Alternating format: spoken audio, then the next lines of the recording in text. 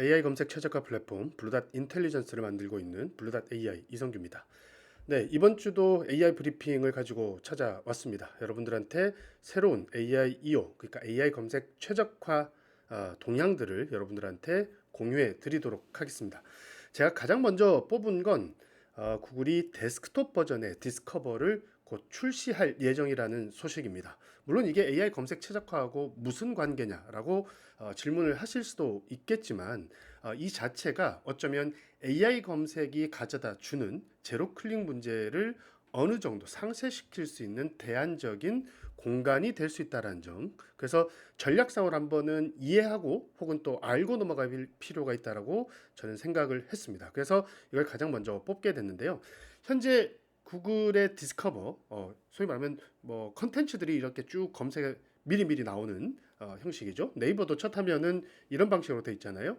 구글은 모바일에서는 디스커버를 그동안 잘 운영을 해왔습니다. 이미 국내에서도 디스커버를 통해서 트래픽을 확보하는 많은 마케터들이 존재하는 걸로 알고 있습니다. 이제 이 부분이 이제 PC 버전, 그러니까 데스크탑 버전으로도 확장이 된다라는 소식입니다. 그래서 어쩌면 제로 클릭으로 잃어버린 우리 웹사이트로의 검색 유입을 보완해 줄 수 있는 장치로서 구글 이 디스커버 데스크탑을 우리가 좀 주목을 할 필요가 있다라는 거고요. 뭐 그렇게 되면 당연하게 이 디스커버를 위한 최적화 기법들이 계속 등장하게 될 것이라고 생각을 합니다. 그래서 현재는 아직 한국에는 적용이 되지 않은 상태이고요. 그것이 아마 계속 확장이 되면서 여러분들한테 곧 선보이게 되지 않을까라는 생각을 합니다. 자, 두 번째로 넘어가겠습니다. 두 번째는 여러분들 아마 구글 I/O를 직접 보신 분도 계실 테고 보시지 못한 분도 계실 겁니다. 그래서 이 구글 I/O에서 소개된 여러 가지 어떤 새로운 기능들, 새로운 제품들을 일단은 다 소개해드리긴 어렵고요. 여기는 AI 검색 최적화 브리핑입니다. 그래서 AI 검색과 관련된 부분만 여러분들한테 좀 소개를 해드리려고 합니다. 혹시 이 영상을 보셨을까요? AI 모드가 이제 곧 적용이 된다라는 거고요. 이미 미국에서는 전부 다 적용이 돼 있다라고 얘기를 합니다. 물론 제가 이걸 전부 다 틀고 여러분들한테 소개를 시켜 드리고 싶지만 시간이 없는 관계로 여러분들한테 다 알려드리기 좀 어려울 것 같습니다. 다만 제가 텍스트로 하나씩 어떤 기능들이 추가가 되는지를 말씀드릴 수는 있을 것 같습니다. 자, 쉽게 말해서 구글 검색에 지금까지는 AI 오버뷰가 포함되어 있었죠. 여기에 플러스가 되는 게 AI 모드입니다. 자, 이걸 어떻게 쉽게 이해를 할 거냐? 그냥 어, 구글 검색에 딥 리서치가 통합된다라고 보시면 될 것 같습니다. 대충 이해가 좀 되나요? 그러니까 예를 들면 현재의 AI 오버뷰가 조금 짧은 수준의 답변을 생성하는 방식이었다면 AI 모드에서는 구글 딥 리서치가 들어가서 하나의 보고서가 등장하는 형태라고 볼 수가 있습니다. 따라서 당연히 이제 AI가 생성하는 글의 길이가 답변 페이지에서 많은 부분은 차지하면 차지할수록 그 밑에 있던 블루링크를 클릭할 확률은 더더욱 떨어지게 됩니다. 자, 우리가 제로 클릭이라는 현상이 구글 AI 모드가 확장이 되면 확장될수록 훨씬 더 현실화된다라고 말씀을 좀 드릴 수 있지 않을까 싶습니다. 이번에 발표하면서 구글 AI 모드에 대해서 몇 가지 이제 기술적 기법들을 좀 설명을 했는데요. 그 중에 하나가 여기 이렇게 제가 적어놨다시피 쿼리 펜아웃이라는 기술입니다. 제가 이걸 위해서 이제 여러 문서들을 좀 찾아봤고요. 이 펜아웃이라고 하는 것들은 사용자가 질문을 하겠죠. 뭔가 검색을 하기 위해서 우리가 쿼리를 던지는데 이제는 키워드가 아니라 자연어 문장이 될 겁니다. 이미 자연어 문장으로 사실은 이 검색하는 사람들이 많이 늘었다라고 지금 구글은 발표를 하고 있습니다. 펜아웃은 그 긴 문장들을 태스크별로 하나씩 다 쪼개는 겁니다. 그리고 그 태스크를 다시 한번 하위 태스크로 또 쪼개는 것이죠.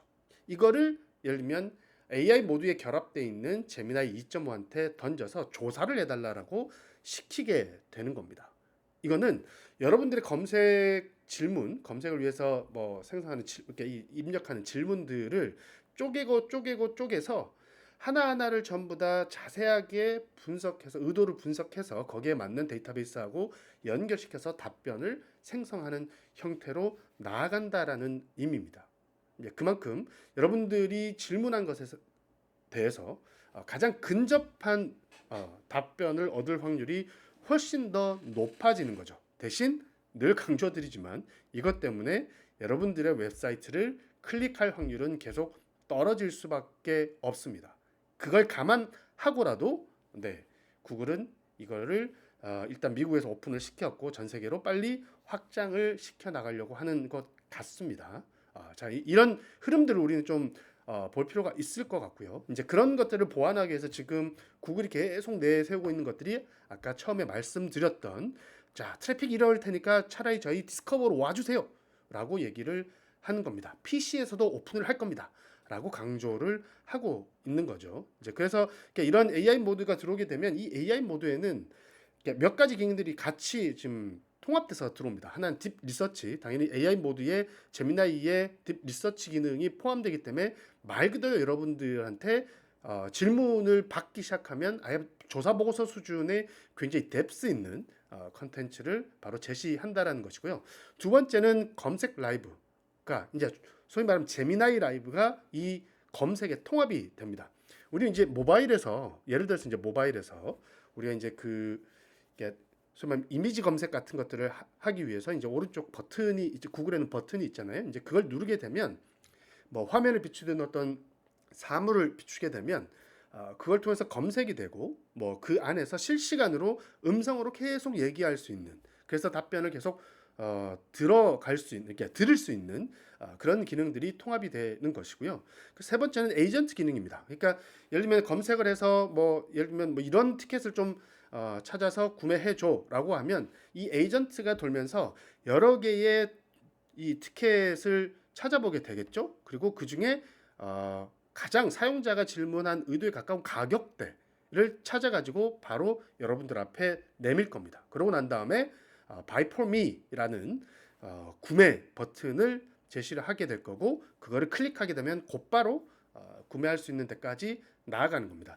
검색에 에이전트가 들어오기 시작하면서 여러분들의 고민과 업무들을 확 줄여주는 그런 단계까지 그냥 단순하게 딥 리서치의 결과만을 보여주는 것이 아니라 에이전트가 결합돼서 여행을 간다 그러면 뭐 여행 상품을 쭉 검색해가지고 티켓을 구매하는 것까지 뭐 항공권 구매하는 것까지 한 번에 다 바친다는 의미입니다.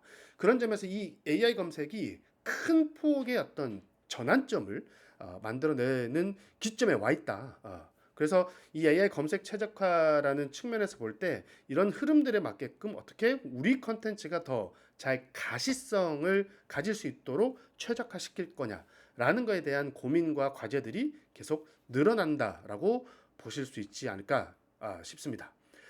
자, 이제 세 번째는요. 늘 저희가 준비하고 있는 거죠. 매주 여러분들한테 소개해 드리는 AI 검색 최적화 플랫폼 블루닷 인텔리전스의 뭐 사례를 소개하는 겁니다.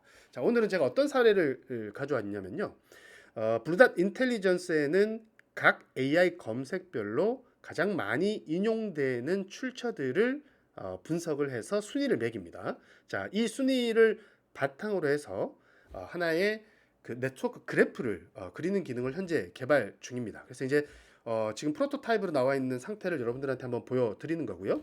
그 현재 조사 대상은 저희 블루닷 인텔리전스 저희가 만들고 운영하고 있는 AI 검색 최적화 플랫폼 블루닷 인텔리전스를 대상으로 분석을 해봤습니다. 그랬더니 블루닷 쏘라는 저희가 운영하고 있는 블로그가 있거든요. 근데 이 블로그가 구글 AI 오버뷰 그리고 퍼플렉시티 그 다음에 챗GPT 이 세 개에서 동일하게 자주 인용되는 출처로 지목이 됐습니다. 근데 보시면 알겠지만 이 구글과 퍼플렉시티가 공동으로 인용하는 출처, 그 다음에 챗GPT가 인용하는 출처, 이 사이에는 이렇게 사실 거리가 좀 있습니다. 그리고 어느 정도 네트워크가 좀 단절되는 흐름들도 좀 보이게 됩니다. 그거는 각각의 AI 검색마다 선호하는 출처나 이 도메인이 다르다라는 걸 굉장히 시각적으로 잘 보여주고 있다라고 볼 수가 있습니다. 그래서 여러분들이 AI 검색 최적화를 시도한다라고 하는 건 결국은 주요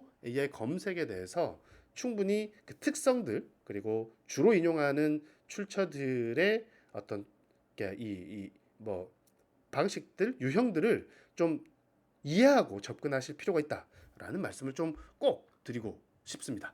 블루닷 인텔리전스는 이것까지 분석을 해 드립니다. 자, 그리고 이제 네 번째 저희 걸 빼면 세 번째가 되겠죠. 네. 자, 제로 클릭 시대 이제 너무 저랑 얘기하다 보면 많이 들어보신 이 개념일 텐데요.